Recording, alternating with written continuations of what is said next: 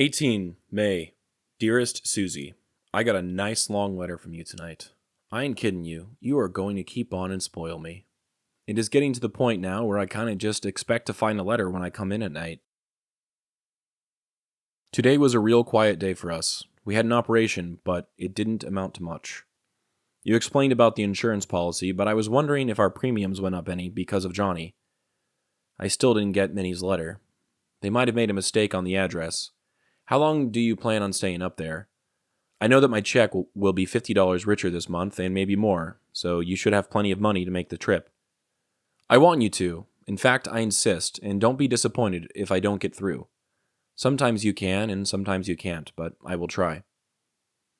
Yes, I am an instrument instructor. I'm also an aircraft instructor according to the Department of the Army, but I don't practice. I am still scared to death of autorotations. I do quite a bit of instrument training, though.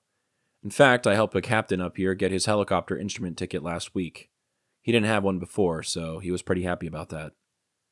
Still no orders, but I look for them every day. They should be in soon.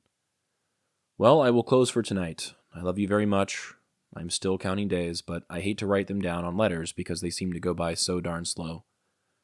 Kiss the boys for me. Sincerely, Bill. In May of 1965, as Popi was flying missions out of Vinh Long and counting the days until he could come home, the war around him was escalating, politically, diplomatically, and violently.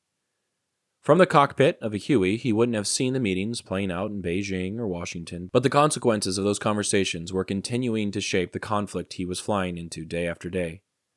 On May 13th, President Lyndon Johnson paused the ongoing bombing campaign against North Vietnam, Operation Rolling Thunder, in a cautious attempt to bring the North to the negotiating table. But North Vietnam wasn't buying it. They dismissed the pause as a public relations stunt, accusing the U.S. of trying to disguise an even greater escalation of the war. Meanwhile, Ho Chi Minh traveled to China to meet with Mao Zedong. He promised that North Vietnam would carry the weight of the war themselves, but asked for more support. Mao agreed, offering anti-aircraft crews, engineers, supplies, and military aid, but with one condition. Chinese troops would not enter the fight unless the U.S. invaded North Vietnam directly.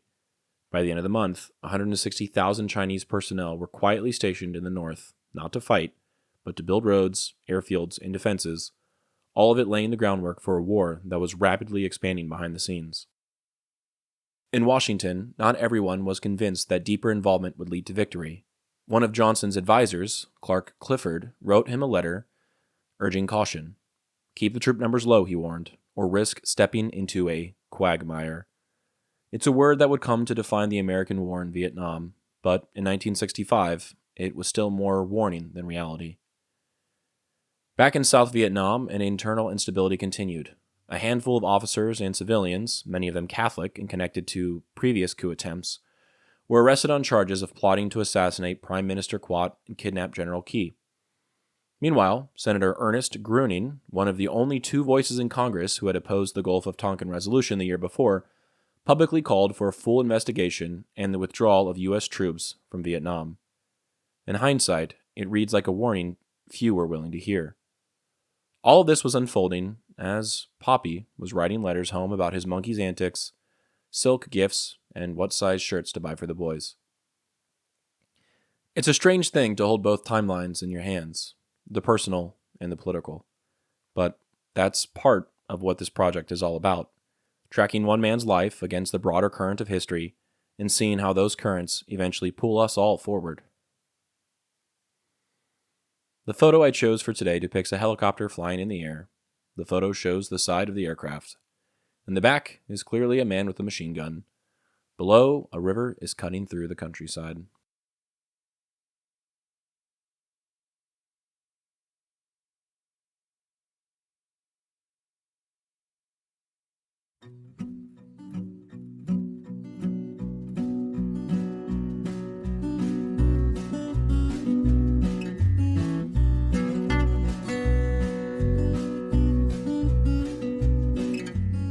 I'm Alex Lowy, and I hope you have enjoyed listening to this episode of Dearest Suzie, and receiving messages from the past that my Popi wrote exactly 60 years ago. I sincerely appreciate your time and interest. Please consider following the podcast on your preferred platform, and if you're enjoying it, I kindly ask that you take the time to rate the show and leave a review.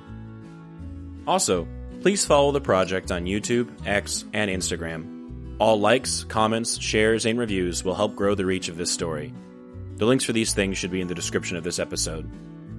Please feel free to email me at dearestsuziepodcast@gmail.com if you have anything you'd like to say.